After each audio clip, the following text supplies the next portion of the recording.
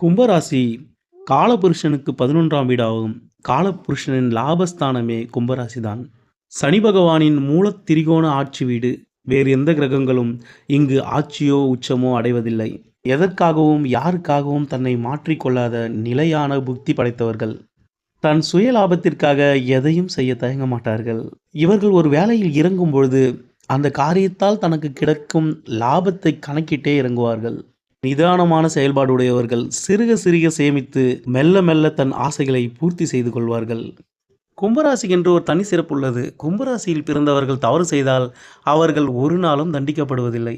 மாறாக அவர்களுடன் யார் இருக்கிறார்களோ அவர்களே அந்த தண்டனையை அனுபவிக்கின்றார்கள். தவறு செய்தது இவர்களாக இருக்கும், தண்டனை பெறுவது அவருடன் இருந்தவராக இருக்கும். இனிப்பு கலந்த வார்த்தைகளை பேசக்கூடியவர்கள். எப்பொழுதும் இவர்கள் கையில் பணம் இருந்து கொண்டே இருக்கும். உங்கள் ராசிக்கு ஒரே ஒரு யோகர் என்றால் அவர் சுக்கிர பகவான் மட்டுமே. மற்ற எல்லா கிரகங்களும் இன்னொரு ஆதிபத்தியத்தின் மூலம் உங்களுக்கு கெடுதலை செய்யக்கூடியவர்கள். 2ஆம் இடம் என்பது தனம், குடும்பம், வாக்குஸ்தானமாகும். ஜாதகருக்கு கிடைக்க வேண்டிய தன வரவு, பணம், பொருள், நகை, சேமிப்பு, பணமதிப்பு மிகுந்த பொருட்கள், பணம் வரும் வழிகளை குறிக்கும் இடமாகும். இதே இடம் ஜாதகரின் பேச்சாற்றல் மற்றும் கருத்துக்களை விளக்கும் விதத்தையும் குறிக்கிறது.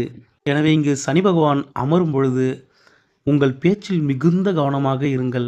நீங்கள் மனதில் நினைப்பதும் சொல்ல நினைப்பதும் ஒன்றாக இருக்கும். ஆனால் எதிரில் உள்ளவர்கள் அதை தவறாக புரிந்து கொள்வார்கள்.